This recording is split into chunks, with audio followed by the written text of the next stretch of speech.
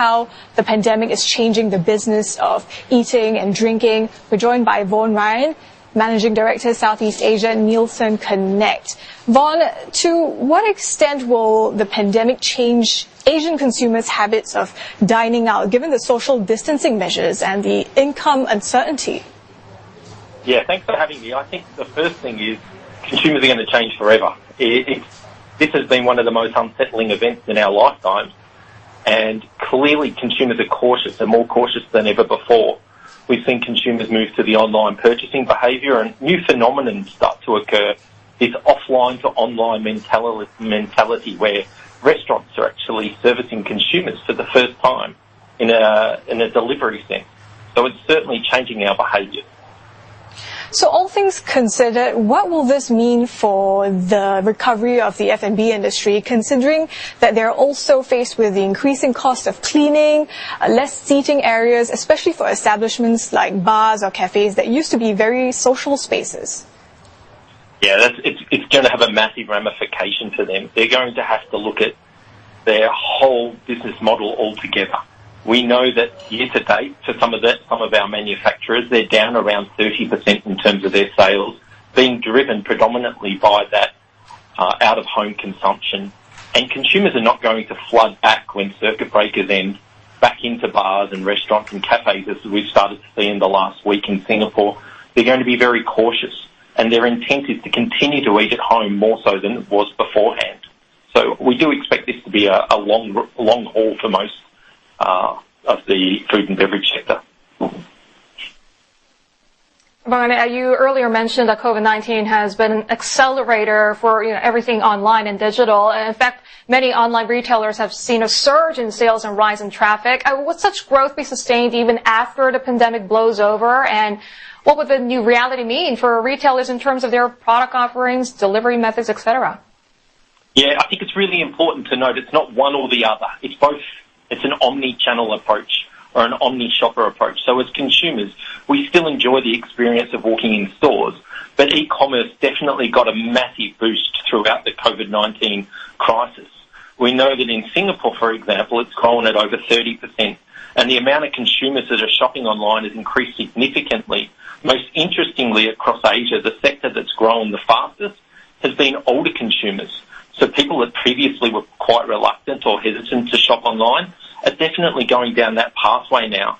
The thing is, when it initially happened, the delivery time slots were slow and a lot of opportunities were missed by the e-retailers. That's since been corrected, and I think that they're going to benefit from that. But again, it's not going to be a flick-the-switch moment, and they'll change forever moving forward. So this online retail boom, what would that mean for supermarkets and convenience stores in Asia? Would they have to get on that bandwagon and going online and digital as well? Yeah, definitely. And it's going to be a both process. You can't be one or the other. Like I said earlier, it's one and the other. It's interesting to note that supermarkets and hypermarkets in Singapore have grown 19% year to date up until the end of April. So they're doing very well as well because more people are eating at home. But they're definitely going to have more hybrid models as they move forward to be able to capture the entire shopping experience. Well, we were talking about how for F&B recovery, they're really in this for the long haul.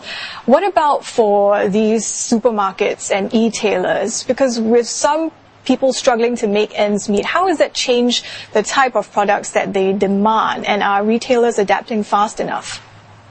Yeah, that's a great question. In my conversations with retailers, they're certainly looking at the changing landscape and portfolios that they need to provide to consumers. As consumers' profits diminish significantly, it must be remembered that food and beverages is going to take up a larger proportion of their overall wallet spend. So, yeah, they're going to be looking for more value, and absolute basket size in terms of the cost is going to need to be reduced, or they're going to be more cautious about what they're spending on. Initially, we know consumers were treating themselves because they were saying, well, I'm not going out for dinner, so I'll spend a little bit more on the food I eat at home. But as it starts to prolong, it's going to become increasingly difficult for consumers to do that. So we expect more discounted products, cheaper products across the board, or products that offer more value. There is going to be a real need for innovation in the marketplace. because the innovation is going to have to provide value for that end consumer. Apart from value, I'm sure consumers also want to be reassured because the virus has highlighted the weaknesses in the food supply chain. Do you think consumers are sufficiently reassured by the measures to improve food safety and security by some of these retailers? And what are some of the lasting changes we can expect?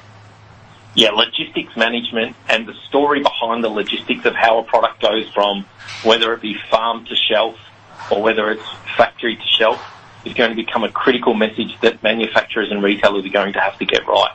Consumers are wanting to know the story more so than ever before. And in many markets, the local made products are going to really succeed. So where it's made, if it's from my own local province, that's going to be a big successful measure for many of the manufacturers that can sell that story. In Singapore, it's going to be slightly different, of course. We're going to want to know where the product has come from. Has it come from places that have been lesser affected by COVID-19, such as Vietnam and Thailand, and potentially Australia as well? They're going to be more attractive, those propositions, than, say, some of the other markets that have had a high effect from COVID-19.